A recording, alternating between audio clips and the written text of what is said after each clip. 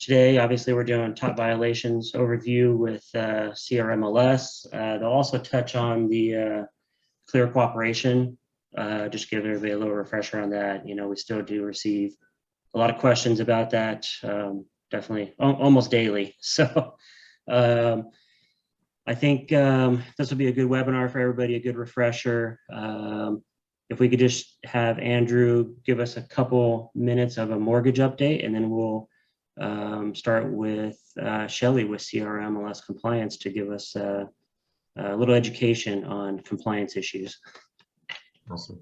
Thanks, Travis. Hey, so this is Andrew. I am a loan officer here with Tried and True, as well as I am a licensed real estate agent.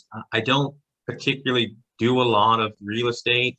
I work closely with a good friend of mine that does most of the real estate, my business, my family's business, things like that. So I really focus on, just working as a loan officer. And the two things that I wanted to talk about today that you guys might know about or might not would be that one, rates have dropped again. In the last 10 days, they've pretty much all types of, your standard purchase or refinance loans have dropped under 3%. That's including, FHA, conventional, VA, all those. The second thing that does allow the refinance loans to drop under 3%, which we haven't seen for about 9 months, is they removed this adverse market fee, which came into play. It actually should have went into effect back in about a year ago now, June, July of last year. And it basically added a 0.5 fee to the closing cost of a loan for anybody doing a refi. So no matter what, right out of the box, you were paying 0.5% of whatever you were about to refi at. So you're doing a refi for 300 grand. This fee was going to force you to pay $1,500 just to do the refi. Because of COVID, they pushed it out to about December, but allowed different lenders to sort of add it in as they felt the need. So we did see that pop up, especially with direct lenders, which is a little different than us. They started using it pretty regularly. Basically by December, this was part of any type of refinance. So, immediately that affects that $1,500 or that 0.5 bips is what we call it on the loan side, does allow the borrower to save money on closing costs, or that same money can be sort of built into essentially lowering the rate a little bit, which is really what we're seeing. It's more marketable that way as well. So two big things, like I said, right now rates are sitting just below 3%. And this, so and also, again, if you have anybody that's considering a refi, someone that's even closed in the last 12 months, they might be in a situation where they need cash. Their property has gone up in price, as you guys know, that they might be able to pull cash out without paying this fee any longer. So we did have a lot of people pause on refis based on this, even such a small amount of money. But that's about it for now. If you guys do have any other questions, you can reach out to me or any other loan officers that do work with Travis. And we're going to try and update you guys more regularly on some of the programs and things that are coming up in the near future. So thanks for the time, guys. Yeah, thanks a lot, Andrew. If you want to throw your contact down in the chat, then people can reach out to you. Okay. And then also, if you have questions as we're going along for Shelly, if you want to toss them in the chat, we'll try and get to them probably towards the end. Mm-hmm. All right. Take it away, Shelly. Okay, good morning, everyone. My name is Shelly, and I am a supervisor here in the compliance department at CRMLS. And today I'm going to be going over the top violations that my department sees on a fairly regular basis. And I'm also going to touch on the clear cooperation policy. So I will get started. All right. So CRMLS is not a technology company. We exist to provide broker compensation and broker cooperation.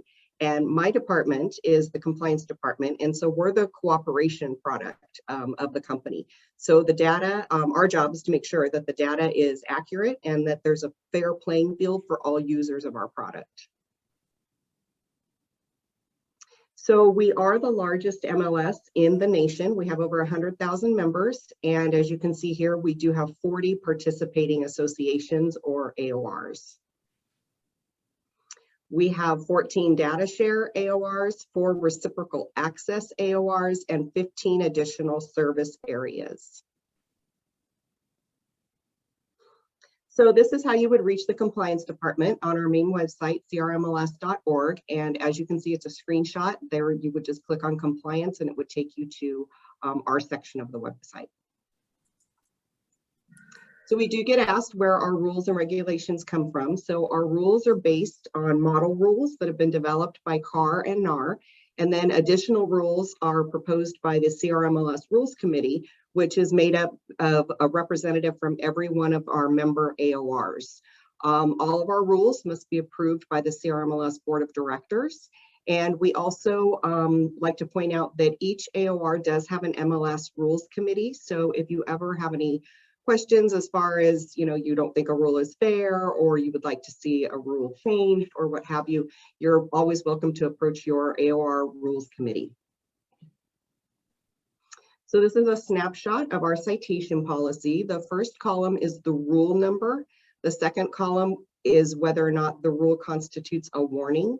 The third column is a summary of the rule. And then the fourth column is in the event that you are issued a citation, what the amount would be as it relates to each rule.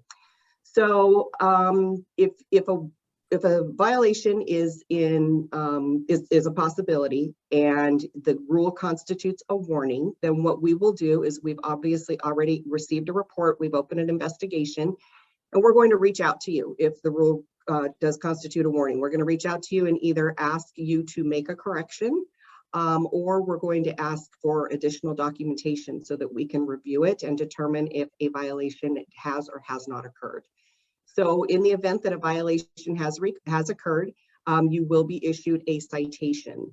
A citation also, if a rule does constitute or actually constitutes no warning, then if we find that a violation has taken place, in that case, we just bypass the warning and we issue a straight citation. So in the event that under either of these circumstances, you do receive a citation from us, you do have 20 days to do one of two things. You can either pay the fine or you can request a citation review. And what happens when you submit a citation review is we package up your explanation of what happened. We package up the evidence that we've got on our side that allowed us to issue the citation.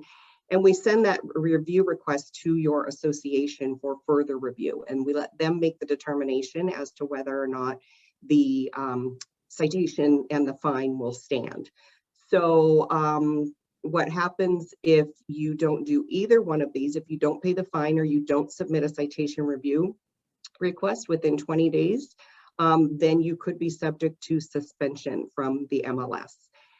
And another thing that happens when you do submit a citation review request is the amount of the fine, let's say it's $250 for that citation, that is temporarily suspended. So that money is not going to be due until the final outcome that your association comes back to us with. So here's a list of our top violations that I'm going to be going over a little bit more today. So we're going to cover photos, media, and copyright issues, no exterior photographs, inaccurate information and auto-sold status, misuse of public remarks, and failure to correct a violation. So starting with Rule 11.5, this has to do with branded media, and it applies to photos, virtual tours, and basically any media that is submitted to the MLS. And any of those should not contain any branding or promotional information that is related to the listing broker or the agent. Basically anything that steers a viewer back to the listing agent or the broker. Some of these things that we consider branding are things such as agent, broker, or brokerage names, photos, or logos. There can be no phone numbers on your photos or media. There can be no website addresses, no email addresses, no for sale or lease signs in any photos, no billboards, open house signs, promotional signs, or any other advertising material with identifiable information for you as the agent or your brokerage. No messages or solicitations. So some photos that we've had uploaded contain like an overlay across the photo with maybe the agent's phone number or what have you. Those would not be allowed either. The biggest violation that we see here is when an agent uploads a photo of the exterior of the property and there is that agent's for sale sign in the yard. We see that on a regular basis. So no for sale signs in your photos. Make sure that the for sale sign, if it's not in the yard, it's not in the window either, because that would also be in violation. When it comes to images of people on photos, so anything containing children will automatically be removed and it's an immediate citation. Images of people, really, there's only one sort of exception to this. As long as the people are not identifiable, then so for example, images of people, if you're selling a scenic property, let's say a coastal scenic property, and you want to upload a photo of the beach with people on the beach, as long as those people aren't identifiable, then that photo would be okay. No close-ups of anyone, of any other people, though, people sitting on the porch. We do see photos where an agent has taken their own pictures, and we realize it's hard, like especially to get bathroom shots or what have you, where there's mirrors. Sometimes they inadvertently capture themselves in the photos, and so those would be in violation because they're usually close enough that we can identify who that person might be.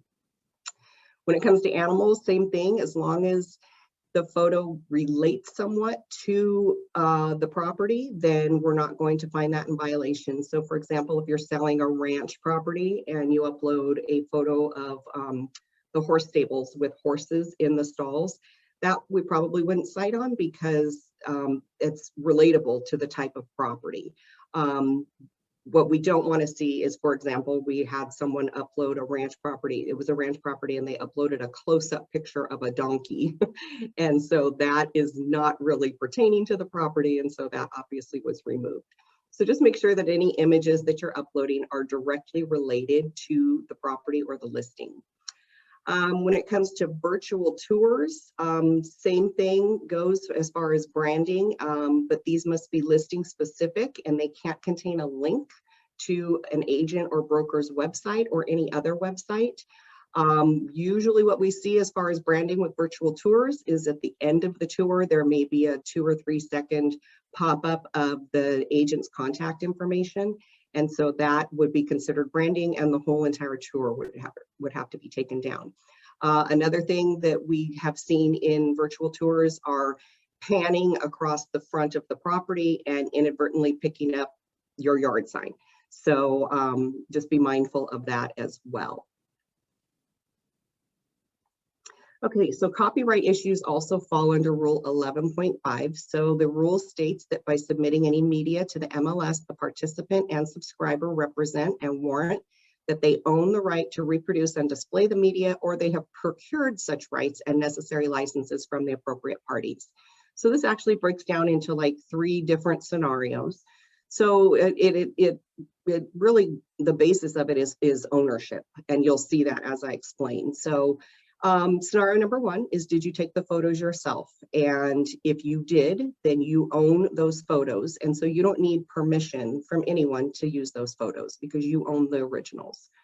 Scenario number 2 is if a photographer takes photos on your behalf. Yes, even though you may have paid for those photos, you're still going to need written authorization from that photographer allowing you to upload those photos to the MLS. So written authorization, there is a form in zip forms. It's called the PIA, or Property Images Agreement form, and I do have an example of it on the next slide. but we recommend using that form because it's pretty all-inclusive. It protects all parties equally. Photographers sometimes will have their own written authorization that they want you to sign. We don't really recommend you signing those because they probably protect the photographer more than they do you.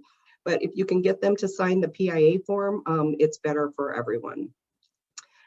Scenario number 3 is when you use photos from a prior listing or another website. So let's say that you have a new listing and you've researched, the property was for sale 3 years ago, and you've gone back and looked at that previous listing for whatever reason, and you go, wow, their photos look really good. I'm gonna, I'd like to use those on my listing. You're not allowed to copy those photos and put them onto your listing. That would be an immediate citation and removal of those photos. So how can we tell if they've been copied? When you upload a photo to the MLS, immediately there is something that is called a watermark. It just says CRMLS and it goes into the bottom right corner of your photo. So if you copy photos from a previous listing straight to your listing, now you're going to have what's called a double watermark, because you're going to have the watermark from the first photo uploaded, and now if you've uploaded it again, it's going to double watermark, and we're going to immediately know that those photos were copied. So how do you use photos that you might like from a previous listing? You need to contact that previous listing broker and find out who the original owner of those photos was. And you need to get written permission from the original owner of those photos. So they might not even have belonged to the previous listing agent. Maybe they belong to their photographer. And so you need to get written authorization to use those photos. Scenario number 1 and 2, whether it's a photographer or a previous listing agent, the written authorization needs to be had before you upload any photos. Don't upload the photos and then say, oh yeah, I was supposed to get written authorization to use these, because then it's too late. And if we're doing an investigation and you provide us the written documentation, but it's dated later than the date that the photos were uploaded, that's going to still be in violation. So just make sure when you're getting your written authorization that you're getting it prior to uploading any photos. So moving on to, can I use any third-party images such as Google, Bing, Yahoo, or Getty? And the overall answer to that is no. And the reason for this is that most third-party websites don't provide sufficient written documentation that allow you to use their media. So what we see here are primarily like Google Street Views, Google Maps, Google Earth. I know Getty, I've been told Getty Images have sort of an embedded code, and they can actually scan the internet and find out if their photos are being used. So it boils down to copyright issues, and we basically just tell you, please don't use any third-party images. The fine for all of these violations is pretty steep. It's $1,500. So just be really mindful when you're using your photos, when you're uploading photos, that you've done it with the right process. And Shelly, is that an automatic fine or is that a warning first? That is a straight automatic fine. Oh, okay. Yeah, there's no warning on that rule. Okay. Okay. So here's the property images agreement. This is only a portion of it, but it gives you an idea of what the form would look like. And again, it's located in zip forms. So moving on to Rule 11.5.1, a listing must include at least one photo of the exterior of the structure, and it needs to be on the listing uploaded to the listing within 2 calendar days of entering the listing, and it must remain on the listing at all times for all statuses. So you can upload, a lot of agents like to take photos down with the buyer's requested or what have you prior to the listing closing. And that's okay, as long as you leave one exterior photo for the duration of however long that listing and whatever status is going to appear on the MLS. So it does need to be a substantial portion of the exterior of the property. So it can't be a photo of like a front door or a back slider. We do need to see the majority of the property. It does not have to be the front of the property. It can be the back, it can be the side, as long as there's a substantial portion of the property showing. So the only exception to this one exterior photo requirement is if the listing is canceled within the first 5 calendar days after you've entered it, then the photo requirement won't apply. And also another exception is if it's a business opportunity. So if it's classified as a business opportunity, then we're not going to require any photos. So here's some examples of some photo violations. Obviously no, bless you, people in the photos, no cartoon caricature type things. The bottom right, you can see that that's obviously a Google Map photo. The photo above that, top right, is a photo of a photo. That's not allowable.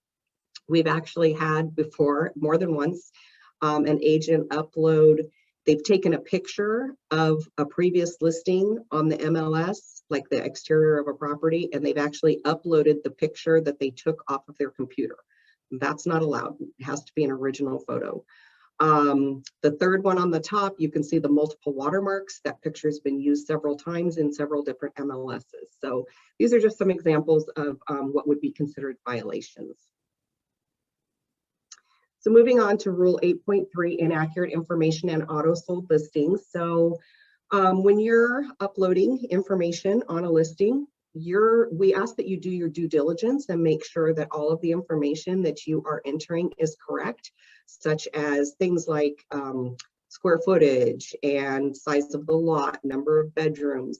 Really, this pertains a lot to your features, the features fields that you're checking off all those boxes of what the property has or doesn't have.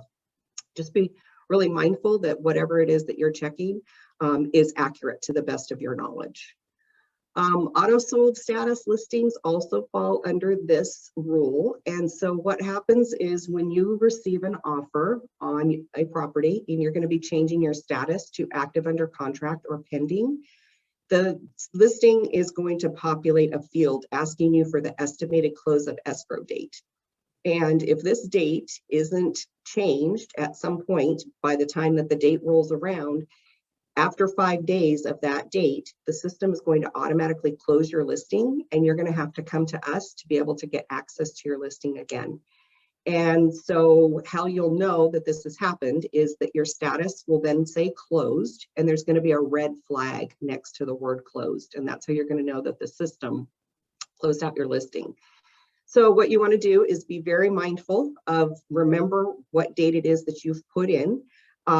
You can either extend it at any time prior to that date, or if escrow is closed, then you close out your listing. But if you go beyond 5 days of the date you've entered and you haven't done anything with that date or the status on the listing, then it's going to close it out and you're going to be in violation of an auto sold.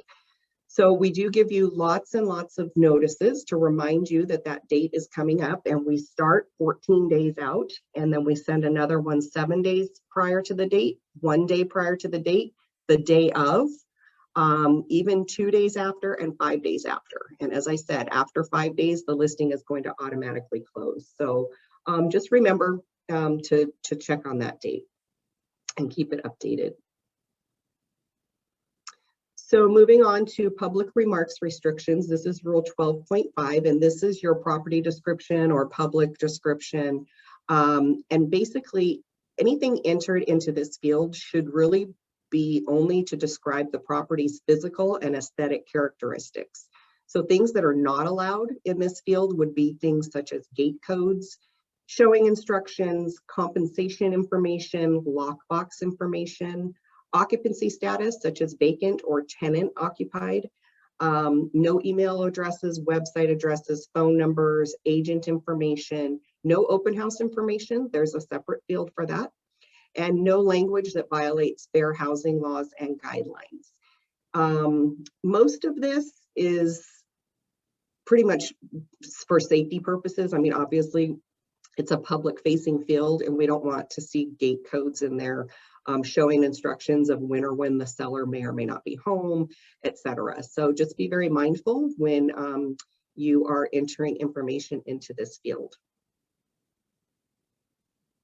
So if you do want to enter your contact information or any branded tours, YouTube videos, things of that nature, there is a field where you can do that. This is syndication remarks and branded virtual tour. And so you're welcome to enter all of that here, as it is syndicated out a little bit differently than the rest of the listing. Okay, so failure to correct a violation falls under Rule 14.4. And this gets confused sometimes because it is a second violation, and agents may think that they're getting fined twice for an original violation, and that's not the case.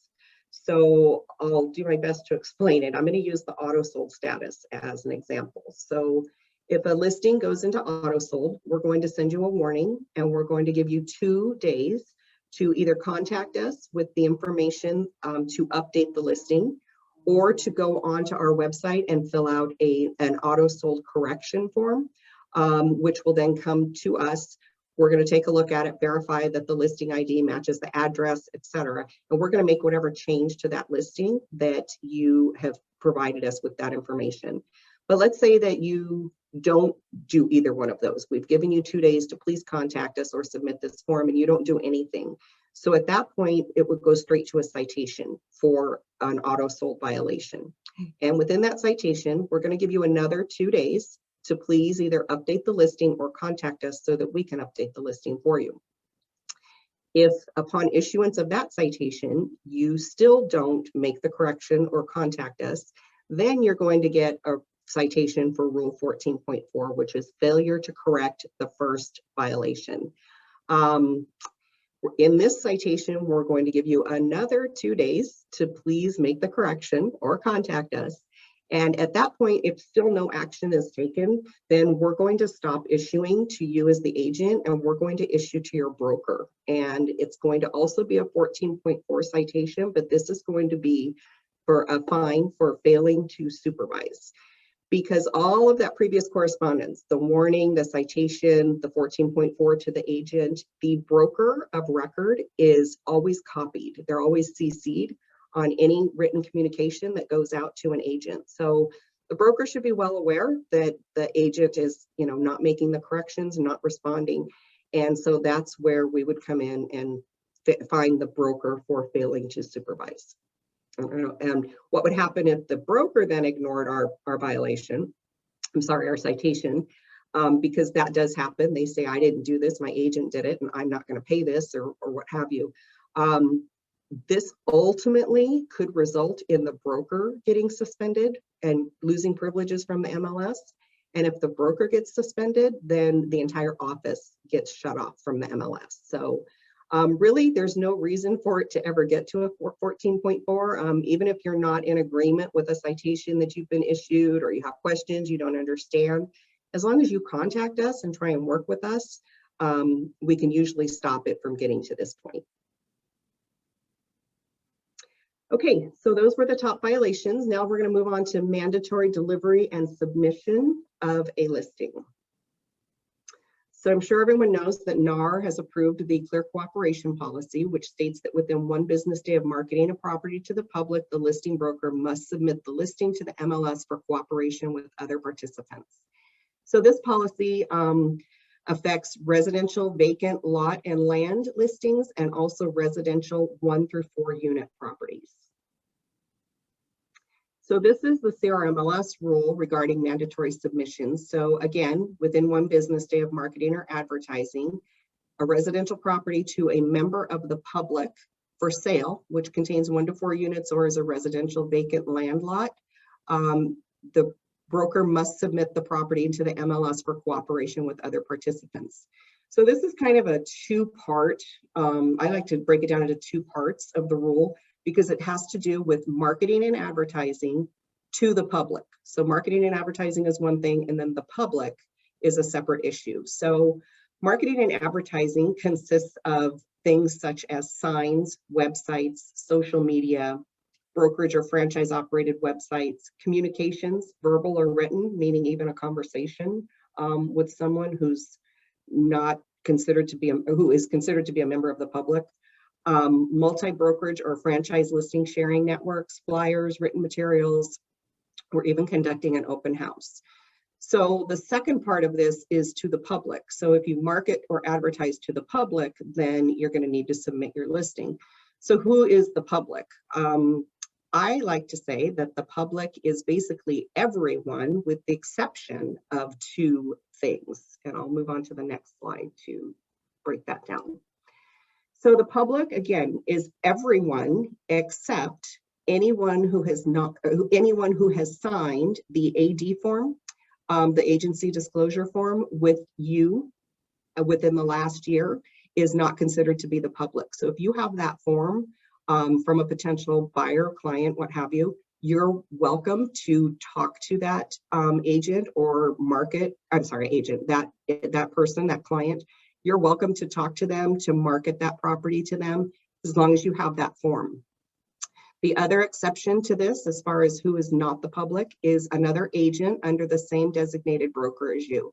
So if you are in an office of 10 agents and you're all operating under one broker, then you're welcome to talk to any of those other agents about your listing without having to input it into the MLS within 1 day, because you're not marketing it to the public. So again, public is everybody except a client who signed the AD form with you or another agent under your same designated broker. And then up to the right, again, it just reiterates what is marketing and advertising. So it's yard signs, email blasts, flyers, open houses, etc. So this is the process. A seller signs a listing agreement, and then the listing broker or agent has 2 business days from the effective list date of that contract to do one of these things. It needs to be entered into the MLS as either registered, coming soon, or active. So even though you may be keeping that property off the market for whatever reason, maybe the full duration of the listing, or just a week or two for whatever reason, regardless, it needs to be entered into the MLS as a registered listing. You still need the SCLM form, but you don't need to submit that to us anymore. So this registered entry has kind of taken the place of you providing us with an exclusion form, but it does need to be registered, and it needs to be done within 2 days. You're also welcome to enter it as a coming soon or an active listing, and I'll get into the differences of those in the next slide or two. So in the event that you're off market and you're entered only as registered, but for some reason the property is marketed in any one of the ways that I already talked about, then within 1 business day of the marketing, the property is going to have to go from registered into at least coming soon or active. So again, you can't market during the registered status. And just for clarity purposes, is this the date you sign the listing agreement or the date that the listing starts? Whatever the effective date of the listing agreement is. Okay. Yeah, so it's either whatever the latter is. So whether it's the start date of the listing or it's a signature date, whatever's the latter is that's the effective date. That's how we look at it. Okay. So registered status, again, there is no public marketing. It is not displayed in the MLS. So if a search is done in the MLS using whatever criteria, registered listings are not going to populate. You're not going to see them. The only people that can see them are the listing agent themselves, the listing broker, office managers, and our staff here. So they're not going to populate. And I know a lot of agents, it's becoming more familiar, but I think they're still concerned that I don't want, my seller said I have to keep this property off the market or out of the MLS. It still needs to go into the MLS, but it can still be excluded. And again, nobody can see it except for these 4 entities. So no commission needs to be offered. The DOM does not accrue when you enter it. There's no distribution through the MLS. Showings can only be to your listing, to the listing broker's client, those that have signed that AD form. And then the form that's required would be, again, the exclusion form. So the SCLM form is obviously the most common. When you do enter it into registered, there's only, I think, 4 or 5 fields of very generic information that we ask. It's not like entering a regular listing where you're going to have to enter, tab after tab after tab. It's not like that. It's very limited. So moving on to coming soon, this one's a little bit different, where marketing is allowed You are allowed to market, however, you're not allowed to show the property. And that's a rule in and of itself, which we'll get to in a minute. But there are no showings under coming soon. It is displayed in the MLS, so it's going to populate if this right search criteria is entered. Commission does need to be offered. The DOM doesn't accumulate until you go active. So in the coming soon status, even though you're marketing and it's not going to accumulate, sorry, the DOM. There is limited distribution through the MLS in so far as it will populate, but it's not going to be syndicated out to third-party sites. However, it will be syndicated out to IDX feeds that go to broker websites. There's a 21-day maximum that you can be in the coming soon status. So you don't have to use all 21 days. You can use 5 days, 10 days, however long you want to stay off the market, or I'm sorry, off the MLS. But if you don't, again, going back to the date, there's going to be a field when you enter a coming soon, and it's called start showing date. So that's the date that you're saying the listing is going to go active. And again, that date could be in 10 days, it could be in 21 days. But if it's in 21 days and you haven't updated that, you're welcome to update it at any time during your coming soon time frame. But on the 22nd day, the system is automatically going to take your listing into an active status. And once it goes active, it cannot be returned to a coming soon status. So there is no extension beyond 21 days for a coming soon status.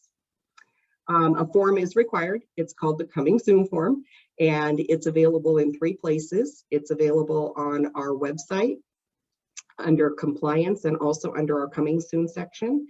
And it's also available on zip forms. So when you enter a registered listing, you do it same as if you were entering any other status. You're going to just go into your ad edit and you're going to click on register listing contract. Again, there's going to be 4 or 5 fields you need to fill out. You're going to click submit and you're going to be entered as a registered listing. So here's the coming soon form. It does need to be signed by the seller. It's important that the seller understands everything that they're signing here. It's not that much information, but it is important that they understand this. An example that I like to use is in the event that you've got a yard sign up with a coming soon writer, and let's say that some prospective buyers that don't have an agent perhaps are driving by and they get out and knock on your seller's door and say, hey, can we come in and see your property? If the seller lets them in, that's considered a showing and that's considered marketing. And so you're going to need to take that listing from the coming soon status and put it into active because it has been shown. So they need to understand that, things such as that can't take place. Otherwise, they may be robbing themselves of more time on the market without accruing their DOM. So just make sure they understand what this form, what it is that they're signing. So here's the rule 9.3 for showing of coming soon. So for any property in which the listing broker selected a status of coming soon or hold, this also applies to hold, the listing broker represents that the property should have no showings or tours until the property is placed in active or active under contract status. So some of the rules that we just talked about, 7.8, 7.9, 7.9.1, and 9.3, they're a little different than the first citation policy that I showed you. Those were set fines. These are actually a percentage of the list price.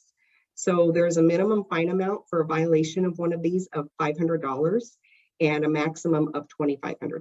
So be very mindful when you're selecting what status it is you're going to go into and what is and isn't allowed in those statuses. So some of the advantages of CRMLS are that we have broker resources. We have trainings, presentations, IDX and BOW feeds for your website, a monthly broker newsletter, dedicated support number, and listing distribution resources. As far as education, we have live and recorded webinars and how-to videos, and we have a very large, what's called the knowledge-based library. And so if you go onto our website and you look for the knowledge-based library, that is probably going to answer, you're probably going to find most of the answers if you have any questions under this section. So it's just a wealth of information. So we do have our customer care department. They're available 7 days a week, 8:30 to 9, Monday through Friday, and 10 to 3, Saturday through Sunday. They're available live chat, phone, and online ticketing. And they are familiar with all of our platforms. We have Matrix, Paragon, Flex, and iTech Rapatoni. And then compliance. So we are the first point of contact for those reports that come in. We investigate every report. Every report is confidential as far as our findings and the process. And we correct inaccurate data, and we also enforce the rules if necessary. We do have a live chat. We have on our website FAQs, forms, and our full set of rules and regulations, as well as the full citation policy. Our live chat is available 8:30 to 4, Monday through Friday. And one of the misconceptions that I always like to mention about the compliance department and reports are that we actively search for violations on the listings in MLS, and that is very inaccurate. We don't ever go looking for violations. We only investigate reports that we've received either via email, chat, or from the listing itself. And that concludes my presentation. So I'm going to check and see if we have any questions. If you have any questions, feel free to put them in the chat box. Yeah, it looks like we had one, and I think you actually answered it Right. as you were going along. Yeah. So if we get, so if we get a notification of a violation, that was, you can pretty much guarantee that someone reported that? absolutely, violation? yes. Yes. Yeah. Yes. That's good to know. Mm-hmm. Paul wants to know, can you explain more about the syndication remarks? Yeah, so that's a field, like I said, that you're able to enter, you know, branded tours and your contact information and things like that. It does, when a third-party website such as Trulia or Realtor or what have you, when we syndicate out, they pick and choose what they want to use, the information that they want to use or populate on their end from whatever feed they're getting from us. And so these syndication marks will still go out to them, but they usually don't pull this information. So it's kind of up to them. We're still allowing you to put your information out there, but we're kind of leaving it up to the third parties as to whether or not they're going to use that information on their website. Okay. I have a question on photos. So after a listing has closed and maybe the new buyer wants the photos removed, how do you handle that? Okay, so we don't remove any photos once a listing is finalized. It falls under Rule 11.8, which is it's become historical data of the listing at that point. But what we can do is we can go into the listing and we can turn off the syndication feed so that that listing is no longer syndicated out to those third-party sites. However, anything that's already been sent out, maybe when the listing was in a non-finalized status, could still appear on those third-party websites. And so you would at that point need to contact them to take down the photos, the whole listing, or what have you. But when we turn off the syndication feed on our end, we are no longer populating. So that listing is no longer going out to the public. It stays contained with us. Okay, so we would need to contact you to do that. Yes, and that needs to come from the request needs to come from either the listing agent, the office manager, or the broker in writing. Okay. So that's the response. So if the buyer requests it, it's the listing agent's responsibility. Yes. For that closed listing. Okay. Let's see. Looks like there's one more. Can you explain more about NAR policy 8.0 and 7.9 regarding commission advertisement that is posted, then reduced after agent and listing agent have been in conversation regarding offer being forthcoming? Yeah, so the only part that I touched on as far as commission was that in the registered status, you're not required to enter a commission. As far as the reduction of a commission between agents after a certain amount of time, that's not something that we regulate. That's a real estate practice issue. All right. And one more from me. Obviously, there's off-market sales happening between let's just say tenants and owners, where the tenant is given the opportunity to make the purchase, and we may handle or facilitate that transaction, and they don't want it to go in MLS. Some agents want to get credit for the sale at the end, and also provide data to the MLS for comp purposes. What's the policy on entering that as a closed listing? Okay, so you can enter it as a comp listing or as a closed listing, and it needs to be entered within 2 days of the close of escrow. Because if it's entered any further out than that, then it's going to be in violation of our rule 10.2. Okay. So just make sure if you're entering that information within 2 business days of the close of escrow. Okay, and as you're inputting the listing, do you just choose the closed status, or does it need to go active and then? No, yeah, you're going to need to go active and then immediately closed. And in order to enter a comp listing, there does have to be either a listing agreement in effect, an RPA, or a single party compensation agreement. Okay. All right. Well, that's all I have. I don't know if anybody else has anything, but I think that was super informative, and I really appreciate you coming on and giving us a little education. Yeah, no problem. And just, again, we're here to help you guys. So always feel free, if you're not sure about something, jump on chat, ask us that way, send us an email.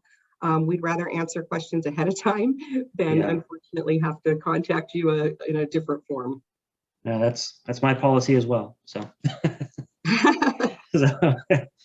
all right, great. Well, thanks again. And I think we'll go ahead and conclude. It looks like we don't have any more questions. Okay, you guys have a good day. Thanks a lot. Thank you. Bye-bye. All right.